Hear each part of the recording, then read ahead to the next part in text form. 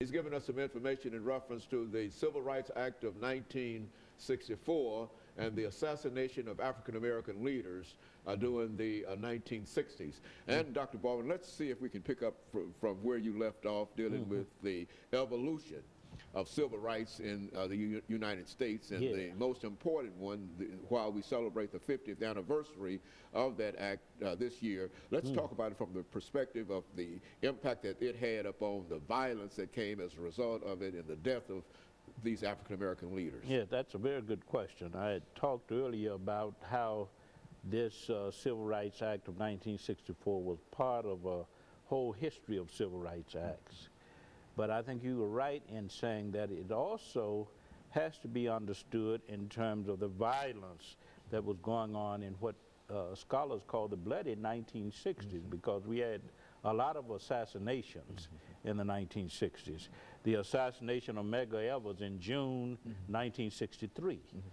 And that contributed, I think, to the climate that led to the civil rights movement. Not only the assassination of Medgar Evers, but also the Birmingham Crusade in Birmingham with Fred Shuttleworth and Martin Luther King Jr., the March on Washington in August 1963. We know that all of these events impacted developments which led to the Civil Rights Act of 1964, created the climate for that particular piece of legislation. Because at that time, and I should say also that the Civil Rights Act, I think, was the culmination of a series of events that began with the Montgomery Bus Boycott in 1955-56.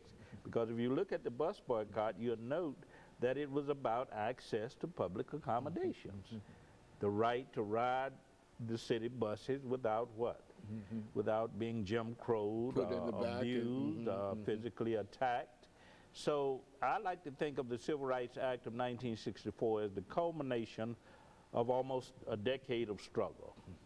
And not only that, as you said, the assassination of figures like Medgar Evers in 1963 sort of helped create the climate for the passage of the Civil Rights Bill of 1964, which interestingly enough was the most comprehensive, as I said, of the civil rights bills going back to the late 19th century, because this bill, of course, dealt with job discrimination, it dealt with education, it dealt with voting, it dealt with not only public accommodations, but also public facilities, arguing that there should be no discrimination at all of these levels.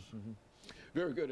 And so the assassination of Medgar Evers, why don't you give us some information in reference to what happened in reference to Medgar Evers and perhaps Malcolm, as well as Dr. Martin Luther King, and then see if we can bring that all together in reference to the We know that Medgar Evers was assassinated in June '63 by Baldwin de Beckwith. And of course, I think that assassination was very important because Medgar Evers was involved with the NAACP in Mississippi and had been working for years to get people in Mississippi the right to vote and to strike down the barriers that had been created by Jim Crow. So his assassination, I think, was particularly important in terms of creating the climate for the Civil Rights Act. Now, if we look at the assassination of Malcolm X, it occurs in February 1965. So that's after the Civil Rights Act. But it did help create a kind of climate that led to the passage of the Voting Rights Act of 1965. And of course, we know that King was assassinated in 1968. And he was assassinated because he was trying to get the federal government, in part, to implement the provisions of these different pieces of legislation. The Civil Rights Act of 1964, the Voting Rights Act of 1965, very little was done by presidents, by Senate, by the House of Representatives to really implement the provisions of these pieces of legislation. And Dr. King, I think, was assassinated because this is what he was about, trying to make sure that the provisions of both the Voting Rights Act and the Civil Rights Act of 1964 would be implemented in an effort to really bring about what he called the realization of the American dream. And so in a real sense, Dr. Baldwin, when you look back over this particular period, and you see all of the hardship that was suffered by the African community. That's right. In reference to the assassination of these individuals, then I think that we might be able to say that they literally gave their lives in a real sense for the civil rights of Africans, well, for the civil rights. Exactly. Because the act did not say for Africans only, it was the Civil Rights Act, and it included many other groups that might fall within the range of that, but nevertheless, this was all of this violence that was associated with it. Now, what about the death of those youth in Mississippi at this time? Yes, you talk about Swanner, Goodman, and Cheney. 3 young men, 2 Jewish young men, 1 black young man, who were in Mississippi, Philadelphia, Mississippi, to educate black people, to put in place a strategy for registering them to vote and that kind of thing. They were killed.